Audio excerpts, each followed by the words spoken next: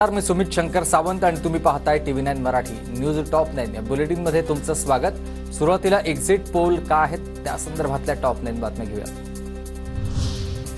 महाविकास आघाडीला 136 ते 145 जागा आणि महायुतीला 129 ते 139 जागा मिळणार आहेत, तर इतरांचा आकडा हा 13 ते 23 पर्यंत जाण्याचा अंदाज आहे।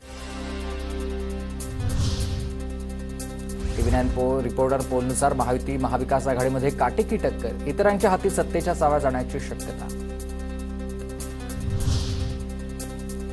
TV9 रिपोर्टर्स पोलनुसार भाजपा 81 जागांसह सर्वात मोठा पक्ष, काँग्रेस 50 जागांसह दुसऱ्या क्रमांकावर राहण्याची शक्यता।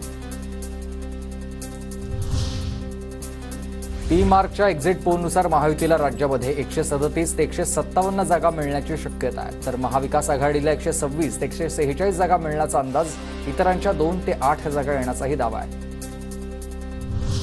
भास्करच्या पोलनुसार महाविकास आघाडीला 135 ते 150, महायुतीला 125 ते 140 जागा, तर भास्करच्या पोलनुसार इतरांना 20 ते 25 जागा मिळण्याची शक्यता आहे। लोकशाहीद रुद्रच्या एक्झिट पोलनुसार महायुती महाविकास आघाडीमध्ये काटेकी टक्कर, महायुतीला 128 ते 146, तर महाविकास आघाडीला 125 ते 140 जागा मिळण्याची शक्यता आहे। पोलनुसार इतरांना 18 ते 23 जागा मिळण्याचा अंदाज वर्तवण्यात आला आहे। चाणक्य स्ट्रॅटेजीच्या एक्झिट पोलनुसार राज्यामध्ये पुन्हा महायुती, चाणक्य स्ट्रॅटेजीच्या एक्झिट पोलनुसार महायुतीला 152 ते 160 जागा, तर महाविकास आघाडीला 130 ते 138 जागा।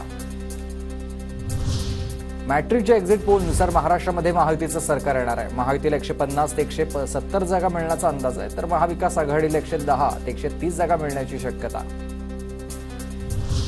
पोल डायरीच्या एक्झिट पोलनुसार राज्यामध्ये पुन्हा महायुती सरकार, महायुतीला 122 ते 186 जागा, तर महाविकास आघाडीला 69 ते 121 जागा मिळण्याचाच केवळ अंदाज आहे।